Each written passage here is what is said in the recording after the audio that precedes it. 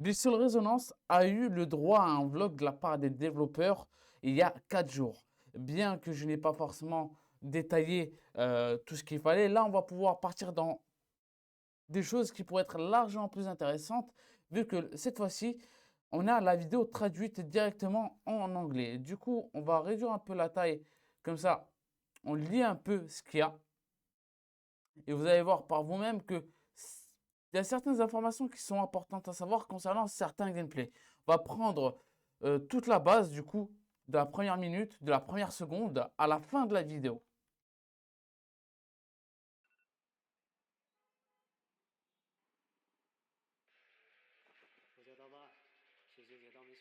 Géo, ok, il s'appelle Géo. Enfin, ouais, bon, bref.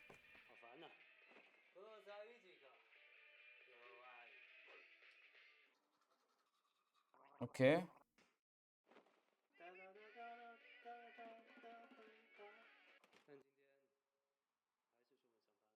Désolé pour la qualité. Je peux faire. En soi, je peux avoir mieux, mais je préfère garder ça.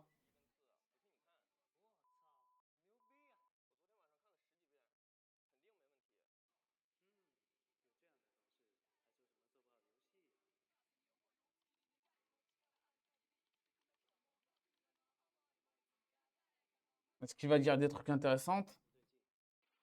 Plutôt, est-ce qu'ils vont dire des choses intéressantes parce qu'il n'est pas le seul à parler?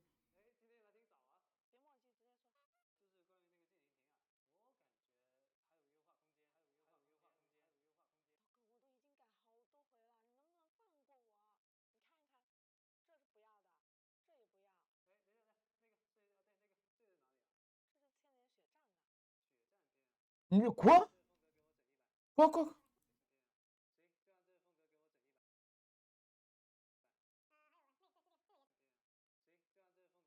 On revient en arrière.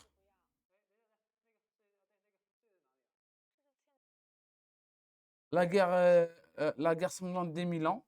Déjà, enfin plutôt, je pense pas que ça soit réellement le décor, mais plutôt la patte graphique.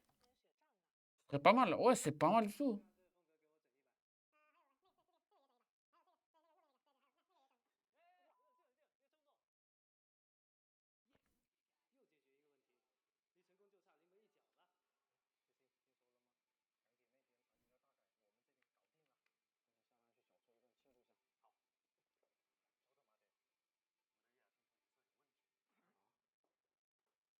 Ok. Là, il explique comment le jeu est fait, les scènes, en se basant bien sûr sur les différentes versions animées. Quand j'ai version animée, je parle vraiment de l'animé, de l'adaptation animée. Et là, pour avoir un peu plus de précision, euh, il parle d'effets.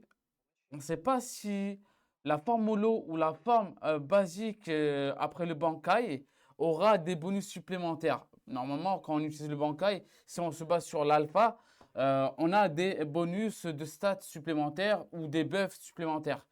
Maintenant, on reste à voir de comment ça va marcher pour cette nouvelle version de Ichigo, en sachant qu'on a déjà vu du gameplay qu'on va justement réanalyser et qui va fortement nous intéresser.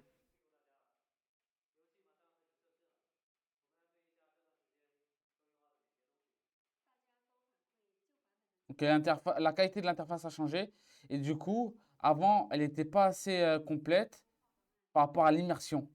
Et du coup, ils ont amélioré justement ce sens d'immersion en se basant sur une UI largement, enfin, une interface plus épurée. En se basant sur quelque chose de plus incorporé, en respectant les patterns du coup de l'animé, tout en respectant également la police d'écriture in-game, sans forcément trop nous agresser visuellement. Et justement pour pas que nos yeux partent dans tous les sens et qu'on soit vraiment focalisé uniquement dans le combat et le gameplay.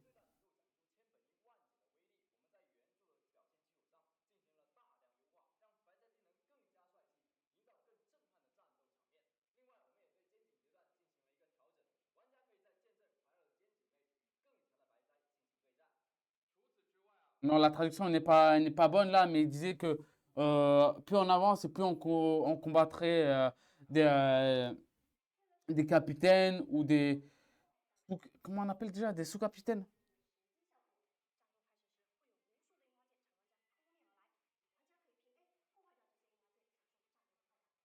Ah, là, il parle du gameplay de Byakuya, où justement, comme on le voit à l'écran, il y a eu beaucoup, beaucoup de changements sur le gameplay, voire même la totalité du gameplay qui a été changé. D'un point de vue, du coup, boss, on ne sait pas si il aura le même gameplay, s'il aura le même gameplay la prise en main. On verra ça pendant la bêta, ce sera bien. Ok. Et là, on va passer au trailer.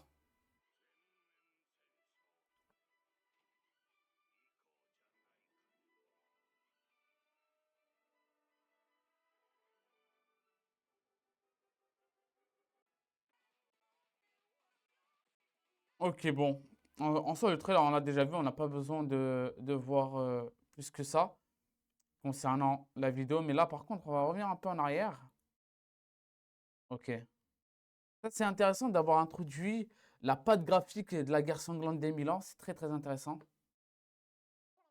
Enfin, je veux dire vraiment dans les décors, pas uniquement dans les artworks ou autres. Je parle vraiment dans les décors in-game. Les avoir incorporés, c'est une très, très, très bonne idée.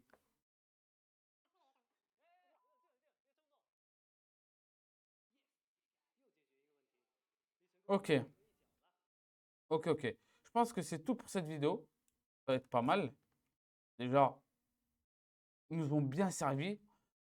Maintenant, je pense qu'on pourrait avoir potentiellement un vlog toutes les 1 à 2 semaines. Et si on arrive à avoir plus que ça sera incroyable. Et d'ailleurs, la promotion va démarrer dans 3 jours.